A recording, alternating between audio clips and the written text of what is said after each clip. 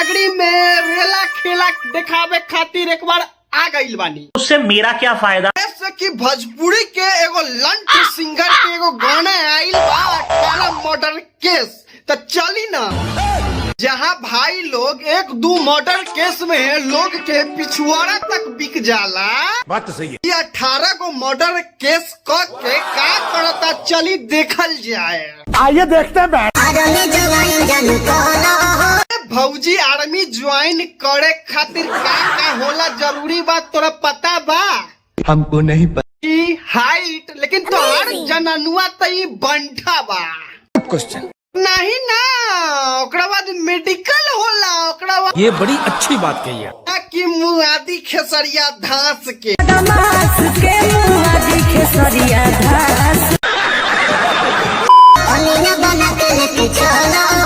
कहाँ और कतना बेर कनिया बन के जाइबू। क्या बात कर रहे हैं? पकड़लू ओके छोड़लू, समझ रहे हो? ओकरा के छोड़ के अब तो तू एकरा पीछे पड़ल बानी। नहीं। तोहार कौन गम बा भौजी की तू भरते नहीं खे।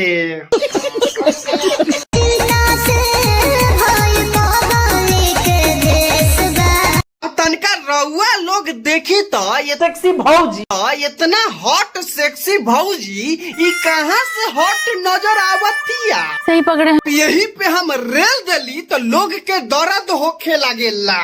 देखा हमनी के उतिया बनावल छोड़ दो। ते हट, ते बोल भाई। 18 को मर्डर केस। यहाँ पे लड़वा थोड़ा तारो, मतलब कि आज एगो मर्डर केस में देखा तारा सालों साल लोग जेल में सोरता। आ एकरा ही देख के देख मुझे क्या पर 18 को मर्डर केस बा। अरे कहना क्या चाहते? सरकार एकरा के लड़की के चाटे खातिर एकरा के छोड़ देले बा। कहाँ से आते? सारा बिहार से उठा ले रे देवा। 18 को मर्डर केस। देखी हम सरकार से गुहार लगावल चाहतानी कि 18 को मर्डर करके आई लड़की के चाटे में लागल। ठीक है, तो जल्दी जल्दी लोग वीडियो पसंद कर दी, लाइक सब्सक्राइब शेयर करी जा फटाफट। हम चलतानी।